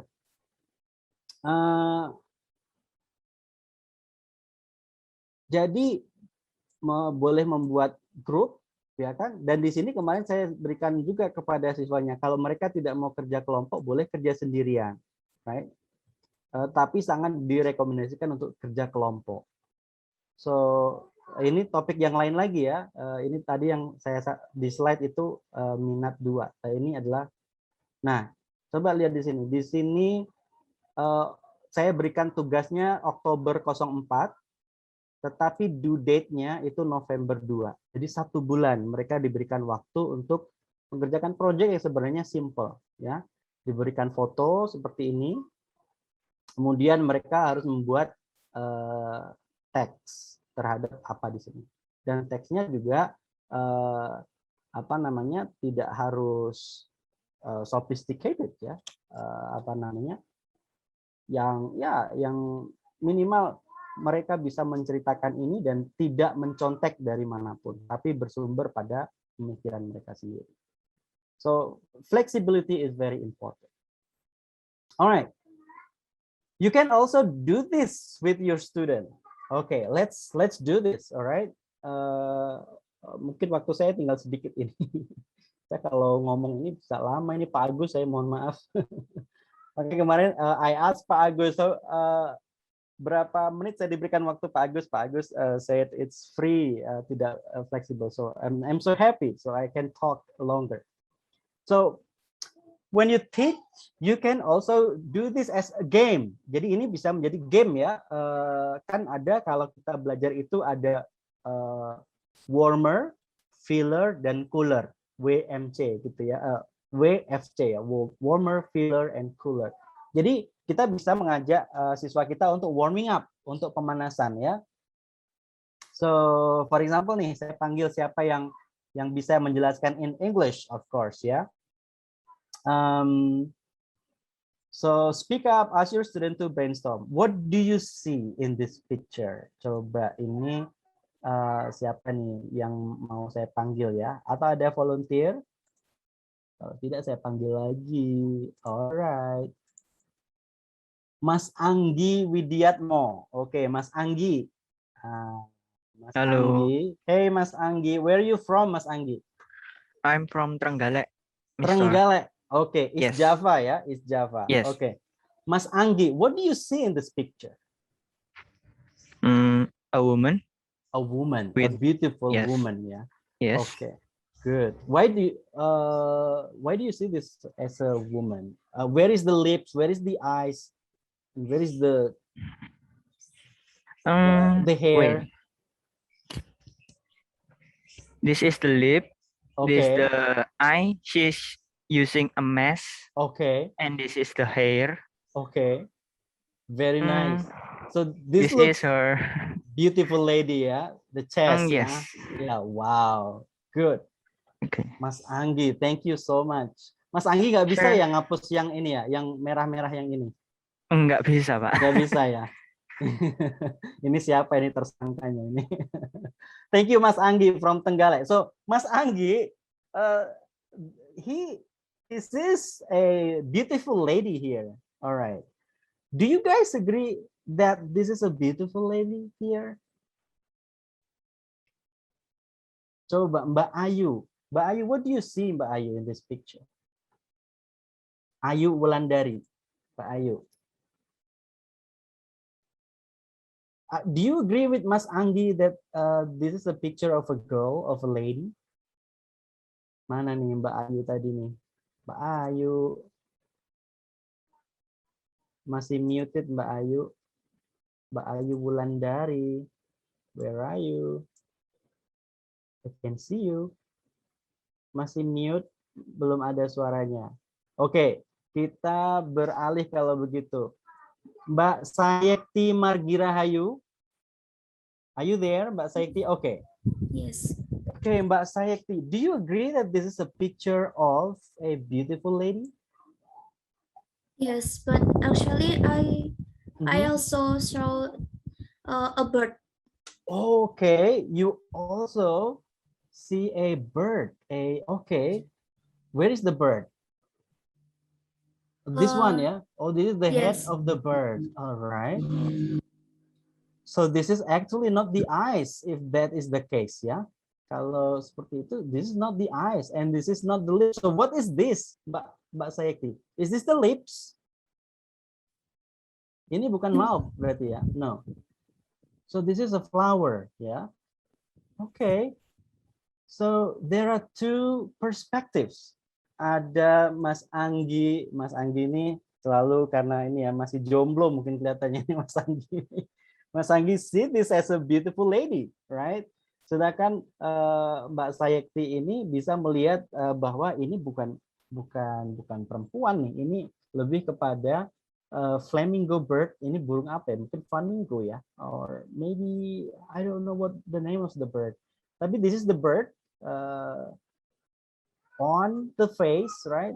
With the cloth here and flower here. Okay, jadi so you can actually do this as a game, brainstorm, ya kan?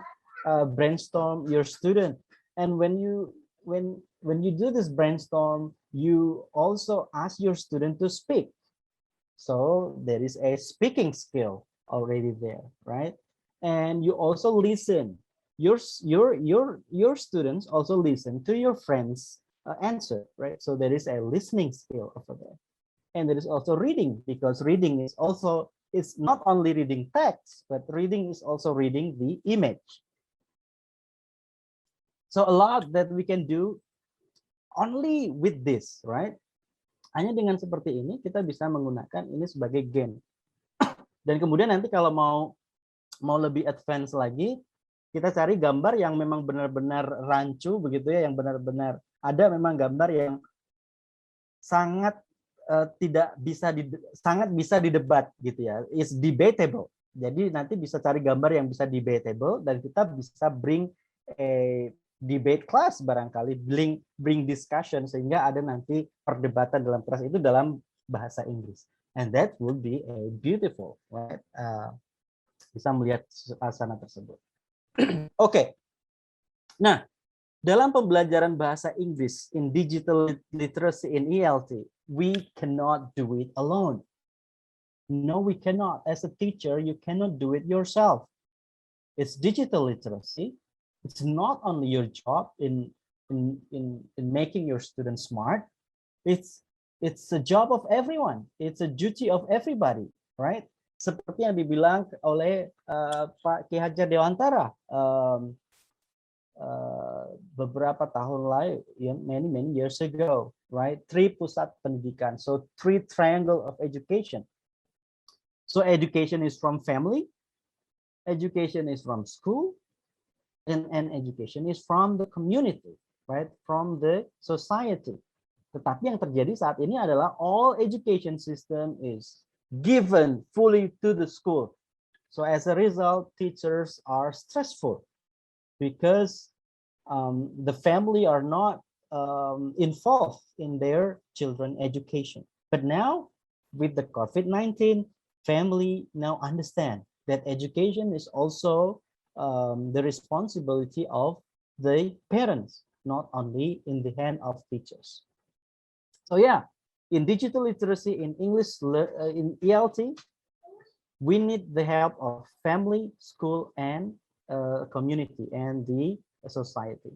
English language skills and digital literacy are essential for obtaining and keeping a family sustaining job. Jadi sebagai guru nantinya juga, apalagi nanti Bapak Ibu, teman-teman semua, bisa ketika menjadi wali kelas, for example, you need to communicate with the family, right?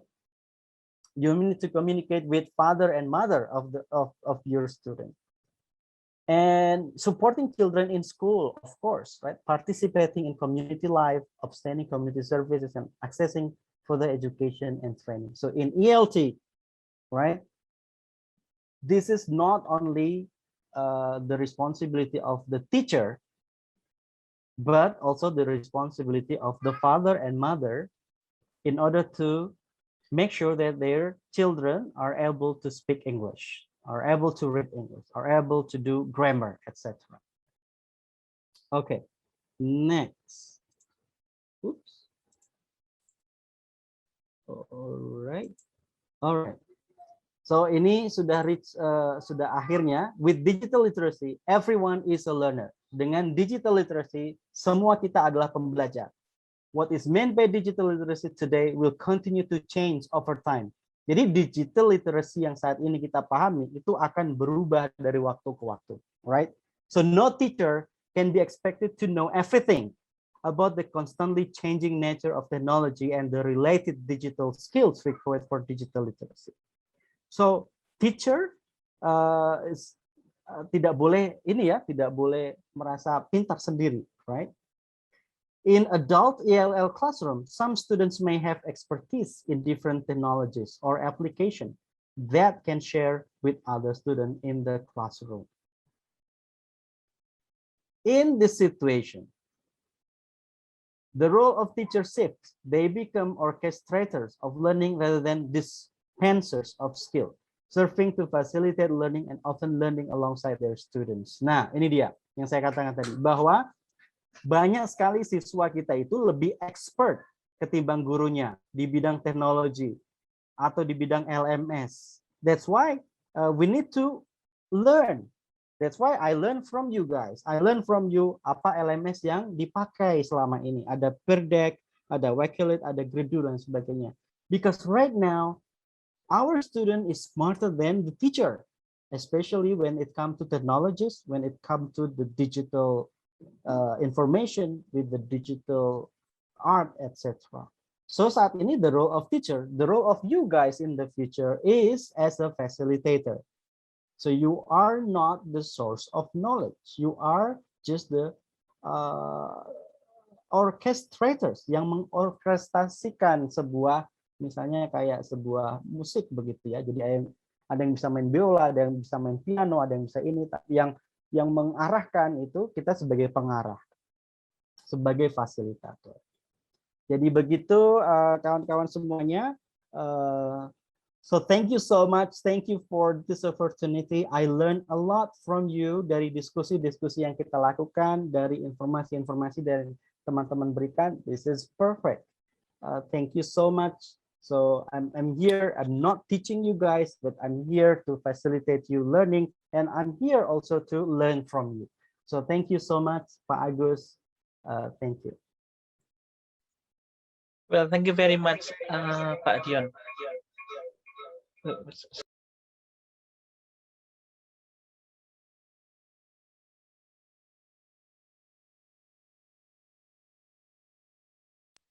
Okay, well, students, we've got some time for having discussion with Pak Dion.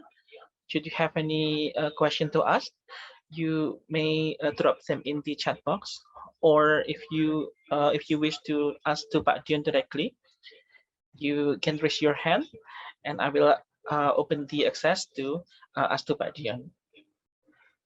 And also don't forget to fill up the attendance list that is already delivered by Bu Iswahyuni.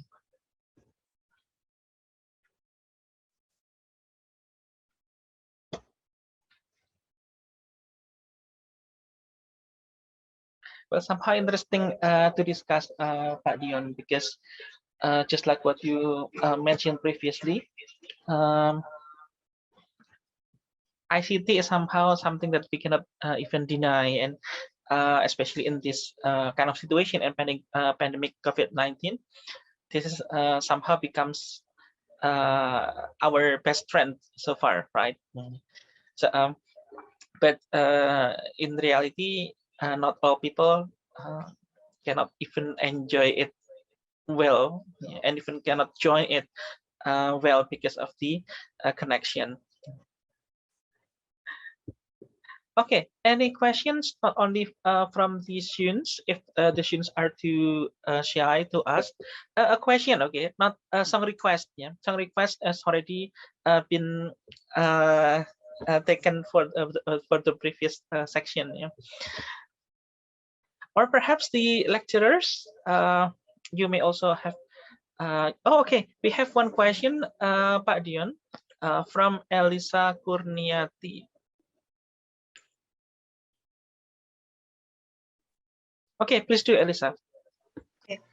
Okay, sir, I want to ask about what do you think about people or parents who say that studying in educational institution is not really needed because we can more freely choose what our children need and want to learn. Thank you, sir.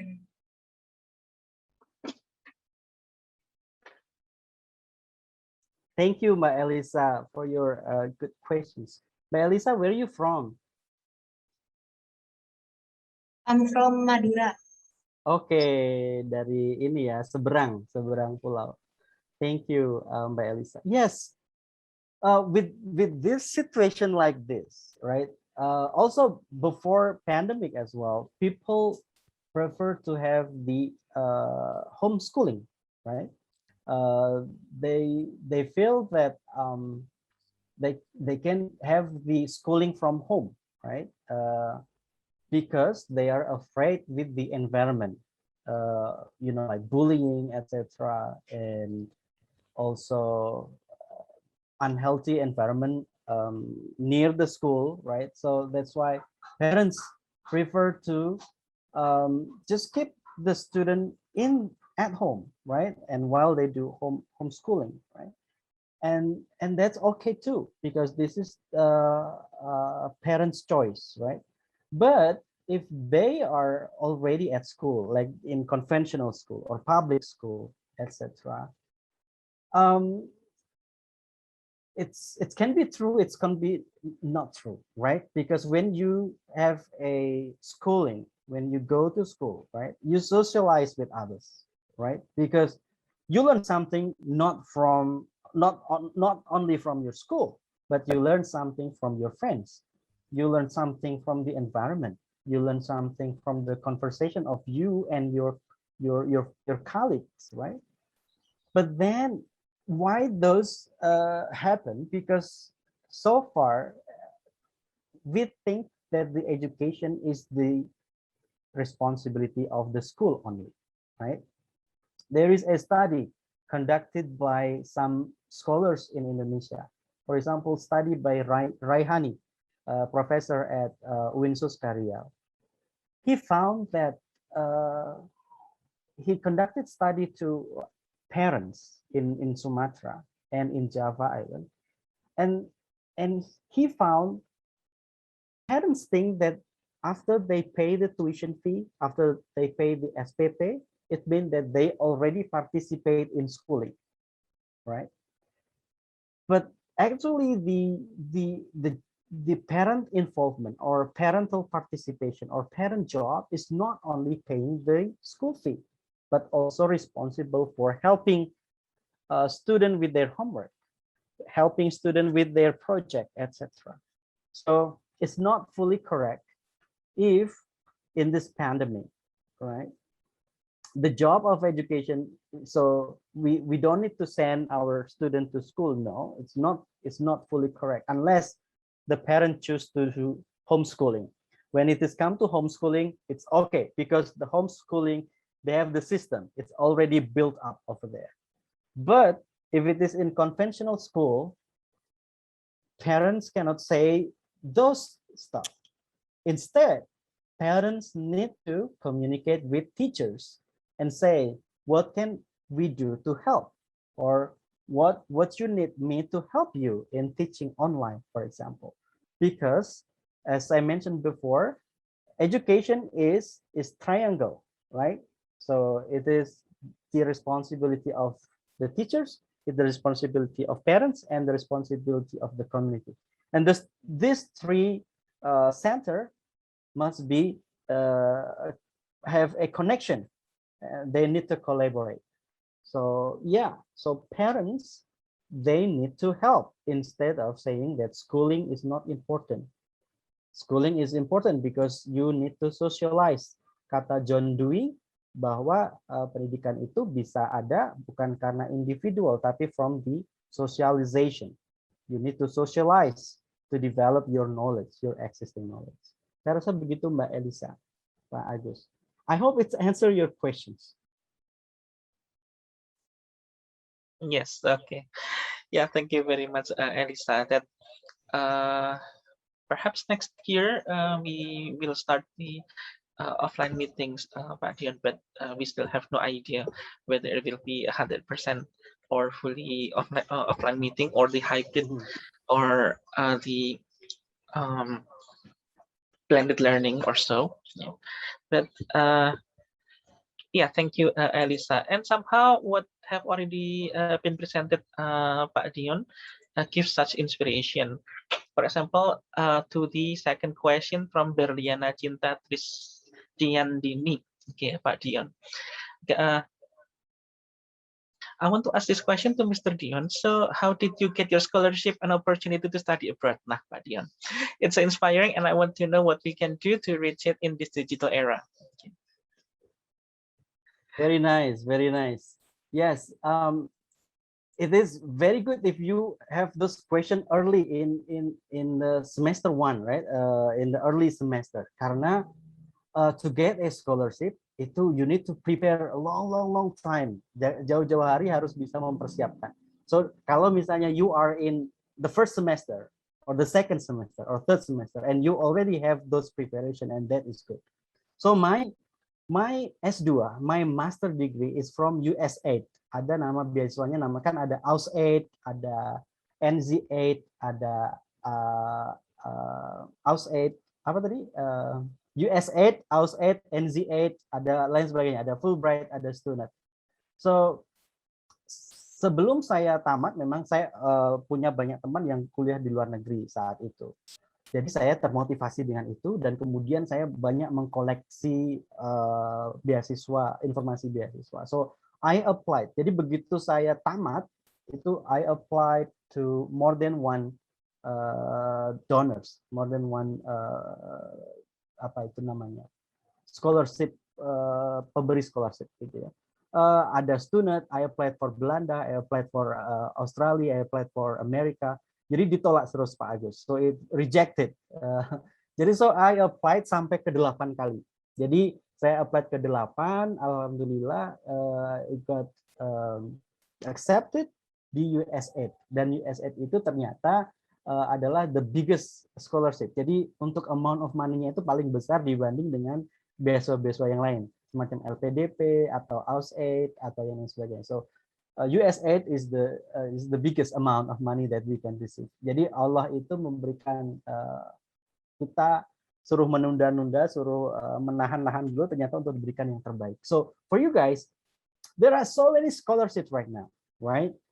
In almost every country. In Europe, in Australia, or in the US or in Canada, they have the scholarship.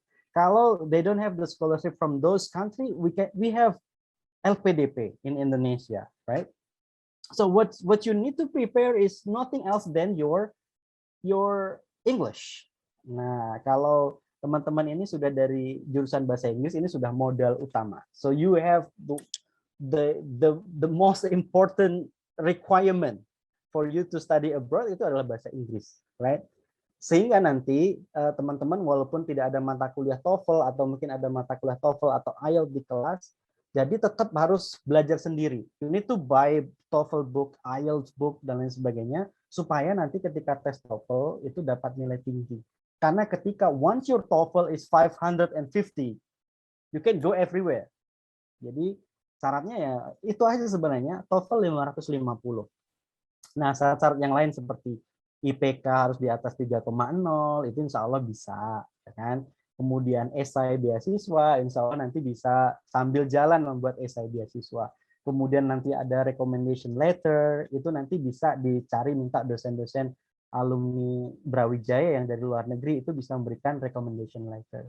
Tapi yang paling penting adalah TOEFL. Dan saya yakin teman-teman di sini sudah ada yang pernah tes TOEFL, dan saya yakin, I believe, ada yang sudah dapat 550. So, kalau sudah dapat 550 itu insya Allah Eropa, Amerika, Australia, itu semua akan welcome. Jadi nanti tinggal, kalau sudah dapat kampus, tinggal cari LPDP-nya. Karena sekarang LPDP kan banyak sekali itu uangnya.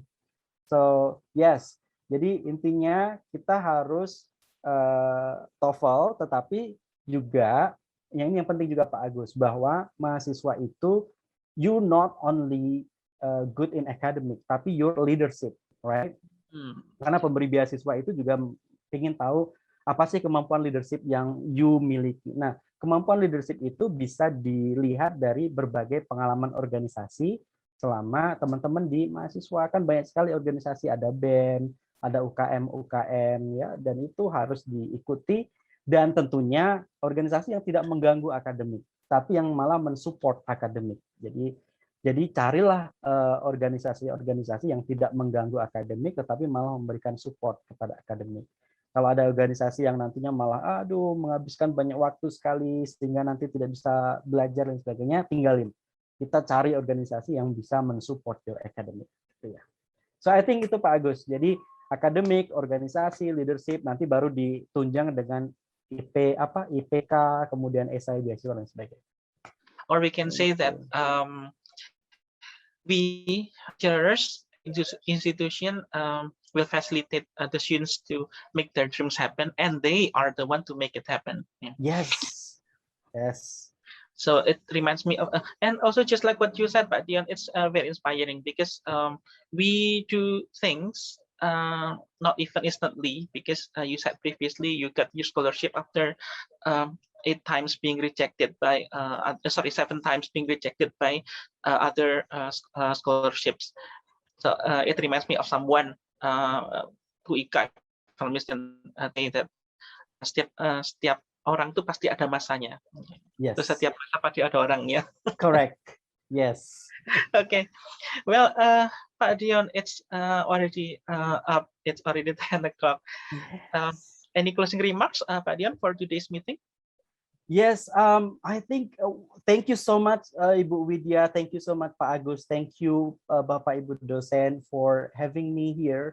I learned a lot dari teman-teman mahasiswa, dan teman-teman mahasiswa freshman tetap semangat, walaupun nanti tadi belum ada kepastian dari Pak Agus apakah akan hybrid, apakah fully online ataukah fully offline, tetapi whatever platform, apapun jenis, whatever the way you learn, whether it is hybrid, whether it is online or offline, the thing is your willingness to learn, because you can learn anytime, you can learn everywhere, right?